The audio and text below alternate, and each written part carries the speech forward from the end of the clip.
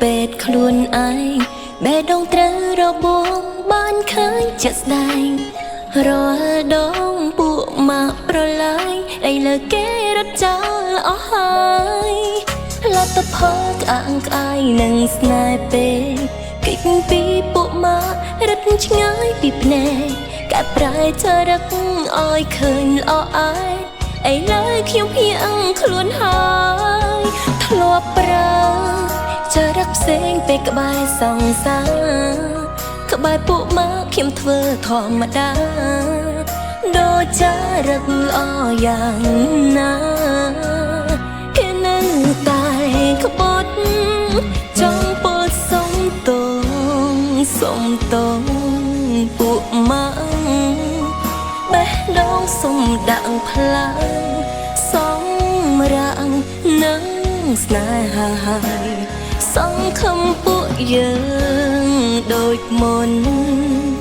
ឆ្លោះគ្នាធ្ងន់យ៉ាងណាមិនបែកគ្នាឡើយបើពួកយើងមានសង្សារថ្ងៃក្រោយយើងកុំចោលគ្នា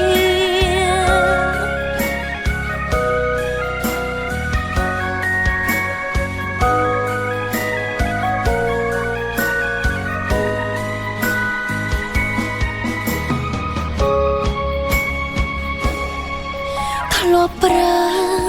ចរិតផ្សេងពេលក្បែរសង្សារក្បែរពួកមកខ្ញុំធ្វើធម្មតាដូចចរិតល្អយ៉ាងណាគេនៅតែក្បត់ចង់ពោលសុំទងពួកមកបេះដូងសុំដាក់ផ្លាំងសម្រាំងសង្ឃឹមពួកយើ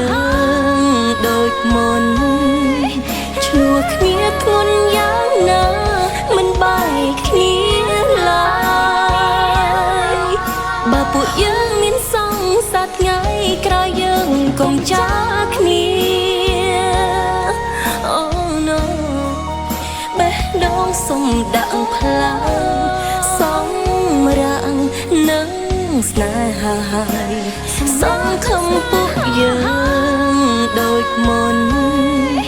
ឆ្លោះគ្នាធ្ងន់យ៉ាងណាមិនបែកគ្នាឡើយបើពួកយើង